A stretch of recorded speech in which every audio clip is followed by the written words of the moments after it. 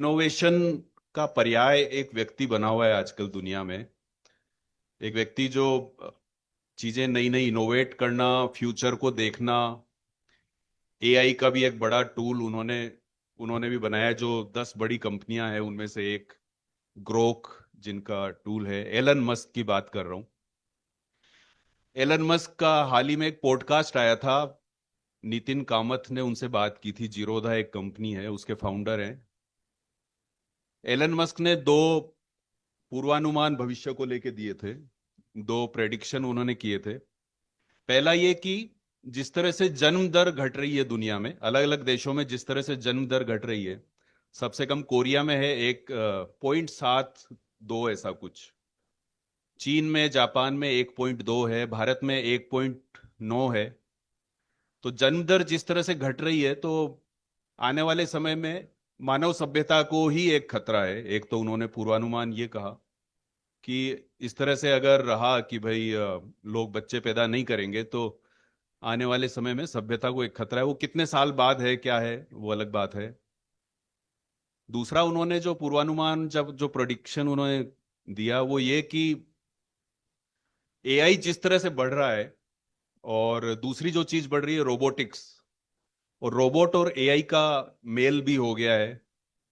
हम रोबोट्स के बारे में पिछले 50 साल से सुन रहे हैं, लेकिन अब हर चीज जिस तरह से ऑटोमेशन में जा रही है, उससे ये होगा कि आने वाले 10 से 20 साल में कोई भी नौकरी करना, कोई जॉब करना ऐच्छिक हो जाएगा, शौकिया हो जाएगा। मैं करना चाहूं तो करूं, अदरवाइज वो टेलर का काम, वो रसोई में खाना बनाना, बैंक में क्लर्क का काम, वो सारे काम एआई और रोबोट करेगा। और जो रोबोट्स ये लोग बना रहे हैं, वो रोबोट्स फिर और रोबोट बनाएंगे। और हर घर में, कम से कम हर दुकान में, हर संस्थान में रोबोट्स आपको दिखेंगे। ये अभी तक हॉलीवुड की फिल्मों में दिखता था, बट ये निश्चित रूप से अगले 10 से 20 साल में सच होगा। दूसरा, एआई एजेंट, एक टर्म आप लोगों ने सुनी होगी। एआई एजेंट क्या है कि हमें लगता है कि बहुत सारे काम जो हम सो कॉल्ड बुद्धिजीवी करते हैं, वो कभी एआई नहीं कर पाएगा। एआई बहुत सारा डेटा इकट्ठा करके उस पर काम कर लेता है, लेकिन जैसे मैं एक एडिटर हूं और मुझे बहुत सोचना पड़ता है अपनी खबरों पे काम करने के लिए, वो एआई नहीं कर पाएगा। ये एक मुगालता हम लोगों को है। लेकिन एआई एजेंट जो है, वो 6 महीने मेरे साथ काम करेगा मेरे न्यूज रूम में, और वो मुकेश माथुर का क्लोन बन जाएगा। वो एआई एजेंट समझ जाएगा कि क्राइम की कोई खबर आती है तो उसमें मेरी अप्रोच क्या होती है। सरकार बदल जाती है, मंत्रिमंडल का विस्तार होता है, तो उसमें मैं कैसे सोचता हूं, वो उसी हिसाब से खबरें तैयार कर लेगा। अभी ऑलरेडी हमारे न्यूज रूम में एआई बहुत बड़ा काम कर रहा है। और जो आप लोग प्रेस नोट भेजते हैं, आज जो इस कॉन्फ्रेंस का जो प्रेस नोट हमारे यहाँ आएगा, उसको एआई खबर में तब्दील कर देगा। ये ऑलरेडी चल रहा है। तो ये दूसरा उनका पूर्वानुमान था एलन मस्क का, कि आने वाले समय में एआई और रोबोट्स के कारण नौकरी करना ऐच्छिक हो जाएगा। तो ऐसे में जो अभी बात कर रहे थे मनरेगा, और जो उसका नया नाम है, राम जी, जी राम जी, वो एकदम अपरिहार्य चीज हो जाएगी। आपको घर बैठे या खड्डा खोदने पे पैसा सरकारें देगी, उससे चीजें चलेगी। बट अब उसका दूसरा डायमेंशन ये है कि ये जो एआई और रोबोटिक्स की इतनी बात हो रही है, उसकी जो टॉप 10 कंपनियां हैं जो इनको इनोवेट कर रही है, उसमें भारत की एक भी कंपनी नहीं है। हम लोग इनोवेशन की बात करते हैं, उन 10 बड़ी शीर्ष कंपनियों में भारत की एक भी कंपनी नहीं है जो एआई बना रही है या जो रोबोट्स बना रही है। आपने सब नाम सुने हैं, जेमिनाई, चैट जीपीटी, ग्रोक वगैरह, बट उसमें एक भी भारत की कंपनी नहीं है। एआई को बनाने वाला कोई भारत का नहीं था, जॉन मैकॉर्थी थे अमेरिका के। हम बेसिकली भारत में इनोवेशन के संस्कार नहीं देते हैं। ये एक कड़वा सच है। हम विकसित भारत की बात कर रहे हैं और बहुत ही एक रोजी पिक्चर एक प्रस्तुत करना चाहते हैं, लेकिन हमारे यहाँ इनोवेशन हमारे संस्कार में नहीं है। हम लोग इनोवेशन पे जोर नहीं देते हैं। सरकारें जिनको देना चाहिए वो अभी दूसरे कामों में व्यस्त है। सरकारों को इस चीज की ज्यादा चिंता है कि एक वर्ग तो हमारा कोर वोटर है, जो दूसरा वर्ग नहीं है उसको कैसे लाएं। तो एक बिल लाइए जिसको सुप्रीम कोर्ट में खारिज कर दिया जाएगा। भले ही सुप्रीम कोर्ट में खारिज कर दिया जाएगा, बट वो संवेदनाएं हमारे साथ जुड़ जाएगी उस पर्टिकुलर वर्ग की।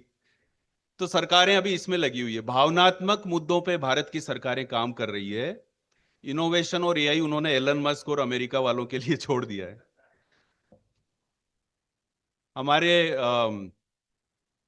जो दुनिया की 100 टॉप की यूनिवर्सिटीज हैं उसमें हमारी एक भी यूनिवर्सिटी नहीं है, हमारा आईआईटी आईआईएम नहीं है। आप कहेंगे बहुत नकारात्मक बातें कर रहा हूं, आगे जाके थोड़ी सकारात्मक भी करूंगा। टॉप की 100 यूनिवर्सिटीज में हमारी कोई यूनिवर्सिटी नहीं है। और चाइना का जो शिक्षा पे खर्च है वो 800 बिलियन है और हमारा 12 बिलियन है।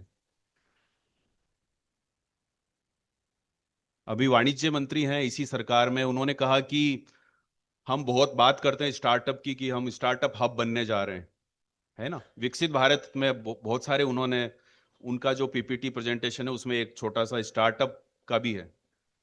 तो खुद पीयूष गोयल ने कहा कि हम जो स्टार्टअप बना रहे हैं वो किस तरह के बना रहे हैं।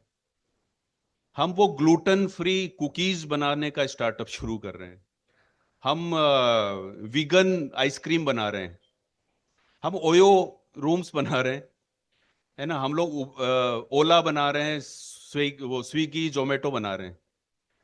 तो हम बहुत सारी चीजें कर रहे हैं और सरकार इसका भी क्रेडिट लेती है कि सारे स्टार्टअप हब हमारी नीतियों के कारण बने। ये नहीं पता किसी गैरेज में बैठ के किसी बच्चे ने शुरुआत की है, 16 साल का था, कोई आइडिया सोचा फिर शुरू किया बनाया, उसका भी क्रेडिट सरकार ले लेना चाहती है। ले, बहुत सारी नीतियां होगी, इंक्यूबेशन सेंटर्स बनाए होंगे, सब कुछ होगा, लेकिन अंततः जो इनोवेट करना चाहते हैं हम, जो दुनिया जो कर रही है, जो दुनिया की जो देन है, जो जिनको हम स्वीकार कर रहे हैं, हम एलन मस्क का स्टारलिंक हमारे साथ हमारे आसमान में ला रहे हैं जो इंटरनेट देगा। हमने कितनी ऐसी 10 चीजें दी दुनिया को जो पूरी दुनिया इस्तेमाल कर रही है। हमने जीरो दिया भारत, अभी अनुराग जी जहां से शुरू कर रहे थे, हम जीरो भारत की देन है, आयुर्वेद भारत की देन है, योग भारत की देन है, योग दिवस हमारे प्रधानमंत्री जी की देन है। लेकिन ऐसा नहीं है कि कुछ भी हम डेवलप नहीं करते। यूपीआई एक बहुत बड़ा उदाहरण है। डिजिटल मनी यूपीआई, ये हमने एक बहुत बड़ी पहल इसी सरकार की है, और जिस पैमाने पे हम लोग इस्तेमाल कर रहे हैं और पूरी दुनिया उसको देख रही है केस स्टडी के रूप में, एक बड़ी बात है। हमारा इसरो एक बहुत बड़ी सफलता है, बड़ी पहल है, जो बहुत मामूली कीमत में नासा के और स्पेस एक्स के सैटेलाइट दुनिया में भेज रहा है। हमारे सैटेलाइट तो भेज ही रहा था, बट पूरी दुनिया हमारे इसरो से अपने सैटेलाइट अंतरिक्ष में भिजवा रही है। तो इसरो अपने आप में एक बहुत बड़ी चीज है जिसपे हम गर्व करते हैं और गर्व करना चाहिए।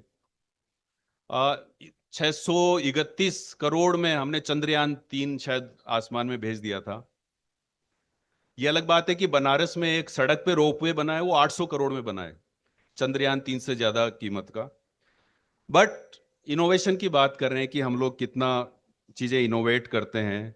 हम अफोर्डेबल सैटेलाइट बना रहे हैं, बट हमारा जो डेवलपमेंट है वो अफोर्डेबल नहीं होता, क्योंकि उसमें ठेकेदार नेता उनका कमीशन होता है। तो 631 करोड़ में हम चंद्रयान तो भेज देते हैं, लेकिन 800 करोड़ में एक रोपवे बनाते हैं सड़क पे, ये एक अलग बात है।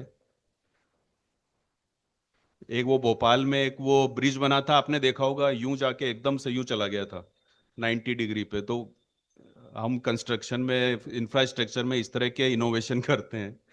अभी एक दूसरा वीडियो चल रहा है बॉम्बे का, जिसमें एक वो ब्रिज यूं चल रहा है, फिर जाते जाते एकदम से यूं हो जाता है। तो खैर, ये सारी चीजें हमारे रंग हैं हमारे देश के तरह तरह के। लेकिन फिर भी हम दूसरी दुनिया की तीसरी सबसे बड़ी इकोनॉमी बन जाएंगे, इसमें कोई शक नहीं है। हम विकसित भारत जरूर बनेंगे 2047 में, ये आंकड़े बताते हैं। एक इनके जो अलग अलग पैरामीटर्स होते हैं, उसमें एक पैरामीटर है आपकी जो आय है, प्रति व्यक्ति आय है, वो शायद 12 से 18 लाख रुपए या कुछ हो जानी चाहिए। वो हम कर लेंगे, अचीव कर लेंगे, और हम जरूर बन जाएंगे। लेकिन एक सवाल जो अनुराग जी ने यहाँ उठाया था कि विकसित होने का मतलब क्या है। मैं एक एडिटर हूं, मैं रिपोर्टिंग से मैंने शुरुआत की, सीकर अपने होम टाउन से। मैं चाहता था कि एक दिन मैं एडिटर बन जाऊं, तो मेरा विकसित होना वो था। अब मैं एडिटर बन गया, तो उस विकास का मतलब क्या है कि मेरा सीटीसी, मेरा पैकेज बढ़ गया, वो विकसित होने का मतलब है? या मैं खुश हूं, जैसा उन्होंने कहा, मैं खुश हूं, मैं एक अच्छी लाइफस्टाइल जी रहा हूं, मेरा जीवन स्तर सुधरा है, वो विकसित होना हुआ? या मेरे दायरे में जितने लोग हैं उनके लिए मैं कुछ अच्छा कर पाऊं, तो वो विकसित होना हुआ। मुझे लगता है विकास की परिभाषा वो होनी चाहिए। आज अमेरिका भी विकसित है और नॉर्वे भी विकसित है ना। नॉर्वे, फिनलैंड, डेनमार्क, जिनकी हम बात करते हैं, जिन पे जाके ट्रंप अपना कब्जा करना चाहता है, ग्रीनलैंड, तो वो भी विकसित है और अमेरिका भी विकसित है। अमेरिका के लिए हम कहते थे कि वहां जान की बड़ी कीमत है साहब, हम तो कीड़े मकोड़ों की तरह रहते हैं हिंदुस्तान में। अमेरिका का एक नागरिक भी अगर की भी मौत हो जाती है किसी गलत वजह से, असामयिक निधन हो जाता है, मौत हो जाती है, तो पूरा देश हिल जाता है और उस पर कॉल लेता है। आज नहीं होता अमेरिका में ऐसा। आज वहां दंगा फसाद चल रहे हैं और एक व्यक्ति को पुलिस वाले आके मार देते हैं। एक महिला गाड़ी ड्राइव कर रही है, वो बचने के लिए गाड़ी थोड़ी तेज करती है तो वो शूट कर देता है उस वहां का सुरक्षा कर्मी, और वहां का राष्ट्रपति उसको डिफेंड करता है, उस एजेंसी को, पूरी सरकार उसको डिफेंड करती है। वहां आज जान की कीमत नहीं है। एक बच्चा स्कूल में जाके गन से 40 लोगों की हत्या कर देता है, वहां जान की कीमत नहीं है। दूसरी तरफ वो देश है नॉर्वे, फिनलैंड वगैरह, जहां पे मानव विकास इंडेक्स जो है, HDI, वो उनके लिए सबसे बड़ा पैरामीटर है विकास का। तो HDI क्या है? HDI का मतलब हर व्यक्ति को, हर बच्चे को निशुल्क शिक्षा मिले अच्छी क्वालिटी की। नॉर्वे में कोई प्राइवेट स्कूल नहीं है, कोई प्राइवेट स्कूल नहीं है वहां पे। सरकार शिक्षा देती है, अच्छी गुणवत्ता वाली शिक्षा देती है, सबको स्वास्थ्य और एक एक अच्छा जीवन स्तर। भूटान में विकास का पहला पैरामीटर क्या है? Happiness index. अगर आदमी खुश है तो वो विकास हो रहा है। तो वो लोग ऐसा कर रहे हैं। तो हमें अमेरिका जैसा विकसित देश बनना है, या जिनकी GDP थोड़ी कम है लेकिन वो इंसान की जिंदगी वहां बेहतर है, वो वाला विकसित देश बनना है, वो हमें तय करना है। ट्रिलियन डॉलर की अर्थव्यवस्था या चमकती हुई सड़कें और फैक्ट्रियां, अगर ये पैमाना है विकास का, तो हिंदुस्तान उस दिशा में काफी बढ़ रहा है। लेकिन यहाँ के हवा में जहर है, यहाँ के पानी में जहर है, दवाइयाँ नकली है। नोएडा जैसे औद्योगिक शहर में, विकसित शहर में, एक इंजीनियर एक खड्डे में गिर जाता है, मर जाता है, नोएडा अथॉरिटी को कोई मतलब नहीं होता है।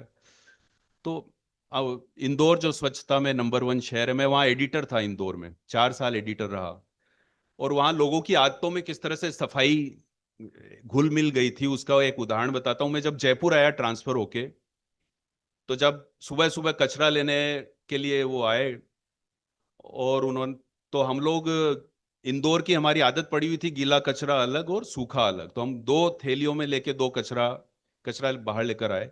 उसने कहा क्या कर रहे हो, एक साथ दे दो ना। तो हमें वो समझ में आ गया कि हम इंदौर छोड़ चुके हैं। ऐसे इंदौर शहर में मैं रहता था और स्वच्छता वहाँ के जीवन में थी। वहाँ गोलगप्पे वाला भी, अगर आप बाहर कुछ उसको डाल देते थे किसी चीज को, तो वो आपको डांटता था। वहाँ 40 लोग गंदे पानी के कारण मारे गए। राजधानी दिल्ली में आदमी सांस नहीं ले सकता, और हमारी सरकार कह रही है कि साहब एक बिल लाओ जिसमें साहब समानीकरण के नाम पे, समानता के नाम पे ऐसा करो। 10 घंटे वंदे मातरम के 2 पेरे नेहरू जी ने क्यों हटाए थे, उस पर 10 घंटे चर्चा होती है। हवा पानी साफ नहीं है, कहाँ विकास की बात कर रहे हैं हम।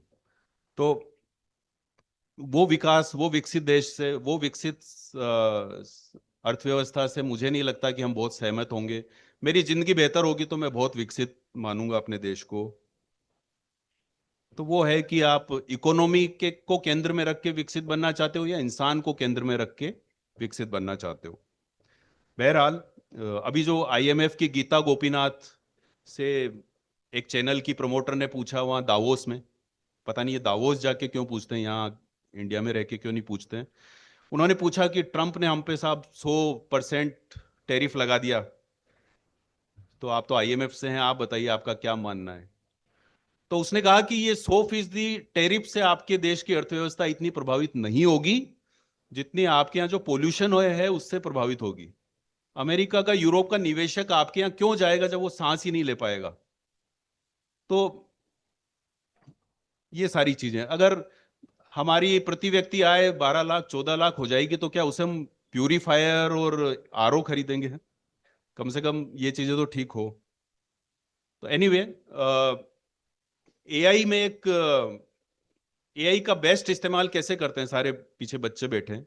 AI से सबसे अच्छे रिजल्ट इस पर निर्भर करते हैं कि मैंने प्रॉम्प्ट कितना अच्छा उसमें डाला। मैं उसमें पूछ क्या रहा हूं, मैं अपना सवाल कितना विस्तार से, कितने फैक्ट के साथ, और जो जो मुझे चाहिए उतना सटीक अगर मेरा प्रश्न होगा तो उतना ही सटीक जवाब मिलेगा। तो प्रश्न सबसे महत्वपूर्ण है एआई में, और वही प्रश्न सबसे ज्यादा महत्वपूर्ण है एक विकासशील राष्ट्र में जो विकसित होता जा रहा है। तो जितने ज्यादा हम प्रश्न पूछेंगे, जैसे मैंने इस मंच पे खड़े होकर कुछ प्रश्न खड़े किए, हम लोग जितने ज्यादा प्रश्न पूछेंगे उतना ज्यादा, उतना सार्थक विकसित हमारा देश बनेगा। Thank you.